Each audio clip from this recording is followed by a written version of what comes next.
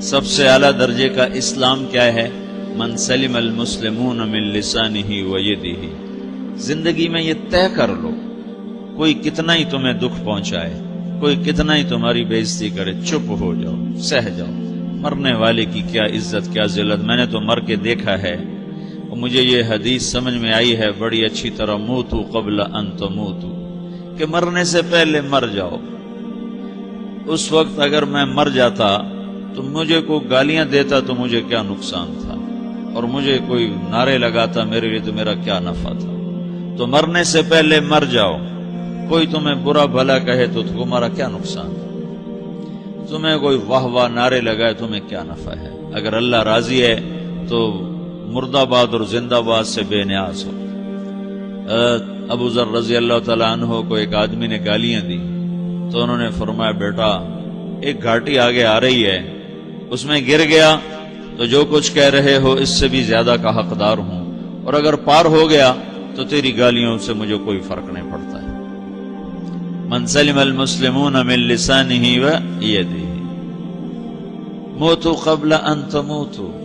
چونکہ آج کل اخلاق ہیں انتقامی، معاف کرنے والے اخلاق ہیں نہیں، انتقامی اخلاق ہیں۔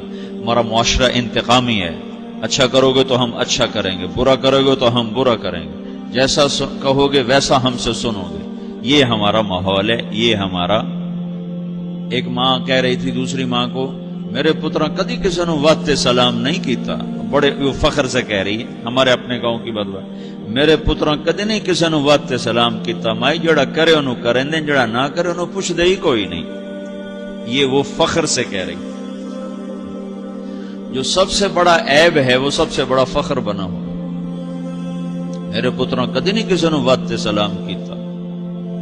جب ماں باپ نے یہ سبق دیا تو اولاد کا کیا قصور ہے؟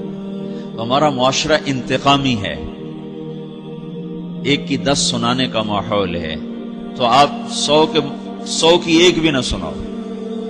احنف بن قیس رضی اللہ تعالیٰ عنہ پہ ایک آدمی نے چڑھائی کر کہنے لگا، ایک سناؤ گے نا تو 10 سنو گے میری طرف سے۔ تو احنف بن قیس کہنے لگے، بھائی تو مجھے 100 بھی سنائے گا نا تو میری طرف سے ایک بھی تو نہیں سنے گا۔ ایک آدمی ان کی بڑی بےزتی کر رہا تھا اور وہ چل رہے تھے، اور وہ 100 گالیاں بک رہا ہے۔ جب آ گیا نا قریب شہر تو کہنے لگے، دیکھا میرا قبیلہ یہاں رہتا ہے، اگر کسی نے سن لیا نا تو تیری بڑی دھلائی کر دے گا، تو نے جو مجھے گالیاں دینی میں کھڑا ہوں یہیں تو دے لے، تو اپنا سارا زور پورا کر لے تاکہ آگے تجھے کوئی تکلیف نہ پہنچا دے میری وجہ سے۔ تو وہ پاؤں پہ گر کے معافی مانگنے لگا کہ واقعی تو بڑے حلم والا ہے۔ وہ مشہور تھے اپنے حلم میں، بردباری، اور لوگ ان کا امتحان لینے آیا کرتے تھے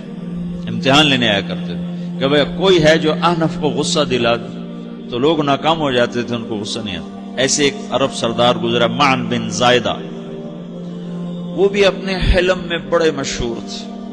ایک دفعہ لوگوں میں شرط لگ گئی کہ کوئی ہے معن بن زائدہ کو غصہ دلائے تو ہم اس کو انعام دیں گے۔ تو ایک شاعر نے کہا، میں غصہ دلاتا ہوں، تم دیکھنا ایسے سیخ پا ہو جائے گا جیسے جانور۔ تو وہ چلا گیا اس کی مجلس میں، دربار لگا، عرب سردار تھا بہت بڑا، دربار لگا ہوا، تو کہتا السلام علیکم، وعلیکم السلام۔ تو معن بن زائدہ پر ایک دور بڑے فقر کا گزرا تھا، پھر اللہ نے اس کو بہت بڑی سرداری دی، بنو عباس کا بہت بڑا یہ وزیر گورنر تھا۔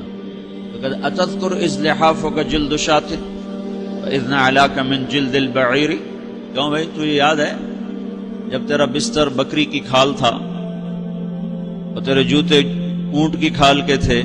تو کہنے لگا کیوں نہیں یاد، بھلا کوئی ماضی بھی بھولتا ہے؟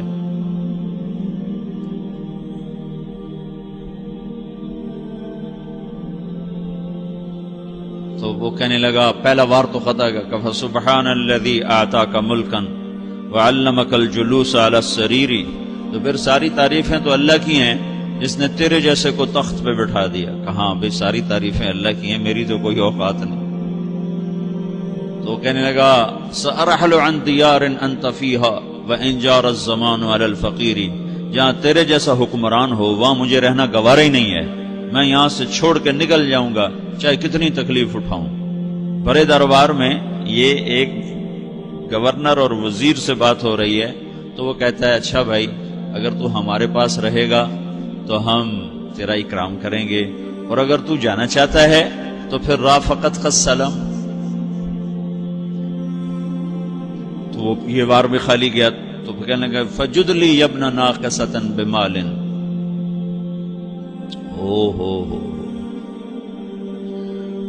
او گندی ماں کے بیٹے مجھے کچھ عطا بھی کر، میں بغیر پیسے کے سفر کیسے کروں گا؟ عرب کو کسی کو بھی ماں کی گالی دے دینا اور پھر عرب سردار ہو۔ فجد لی یبن ناقصۃ بمال،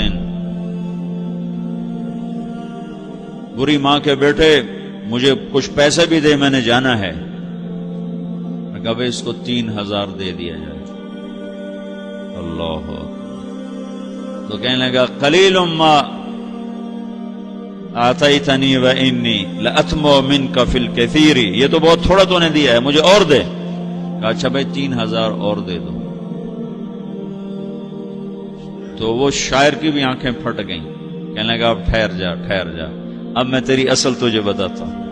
سألت اللہ ان یبکیک ذخرا فما لک فی البریۃ من نذیری، میں اللہ سے دعا کرتا ہوں اللہ تیرے جیسوں کو سلامت رکھے، تیرے جیسا دنیا میں کسی ماں نے جنا ہی کوئی نہیں۔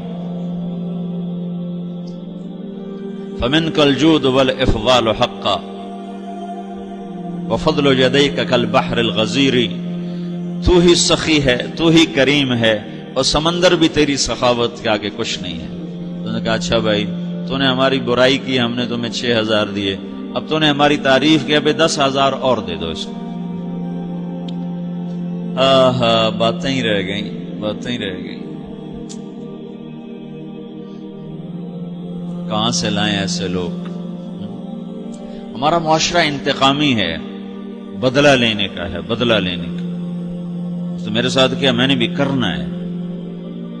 تو اعلیٰ درجے کا اسلام یہ سکھا رہا نہیں چپ ہو جاؤ، سلامت بن جاؤ، سلامتی بن جاؤ، سلامتی کی علامت بن جاؤ۔ من سلم المسلمون من لسانہ ویدہ۔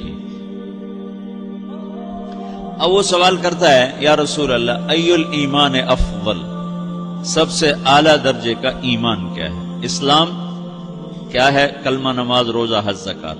اعلیٰ درجے کا اسلام کیا ہے؟ من سلم المسلمون من لسانہ ویدہ۔ یہ اخلاق کا ادنا درجہ ہے، ادنا درجہ ہے۔ ادنا درجے پر پہنچ کر آپ اسلام میں اعلیٰ درجے پر آ سکتے ہیں۔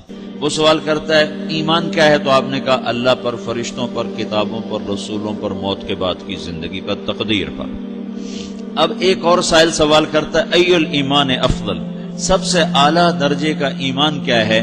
تو آپ نے فرمایا حسن الاخلاق، اچھے اخلاق سب سے اعلیٰ درجے کا ایمان ہے۔ جو آدمی اسلام میں، جو آدمی اخلاق میں، جو مرد عورت اخلاق میں ادنا درجے پر ہوتا ہے وہ اسلام میں اعلیٰ درجے پر پہنچتا ہے۔ اب اگر وہ اخلاق میں اعلیٰ درجے پر آ جائے تو اب یہ کہاں پہنچے گا؟ اب یہ کہاں پہنچے گا؟ میرا نبی کہہ رہا ہے سب سے اعلیٰ درجے کا ایمان ہے حسن اخلاق، حسن اخلاق۔ ابو ہریرہ نے پوچھا یا رسول اللہ وما حسن الاخلاق، یہ بھی ایک اور حدیث ہے، یا رسول اللہ حسن اخلاق کیا چیز ہے؟ تو آپ نے 3 چیزیں فرمائی، تصل من قطعک وتعطی من حرمک وتعفو عمن ظلمک، جو تم سے توڑے نہ تم اس سے جوڑو، نہیں کرتا سلام نہ کریں، کوئی ہم چھوٹے باپ کے ہیں، ہم تو کبھی بھی نہ کریں، ہم تو کبھی بھی نہ منہ تھوکیں بھی نہیں ہم تو میرا نبی کہہ رہا ہے جو توڑے تم اس سے جوڑو، جو محروم کرے اس سے عطا کرو، جو زیادتی کرے اس سے درگزر کرو۔ یہ 3 کام جو عورت مرد کر لے گا یہ اخلاق کے اعلیٰ درجے میں ہے۔ جب یہ اخلاق کے اعلیٰ درجے پر پہنچتا ہے تو پھر میرا نبی کیا بشارت دیتا ہے؟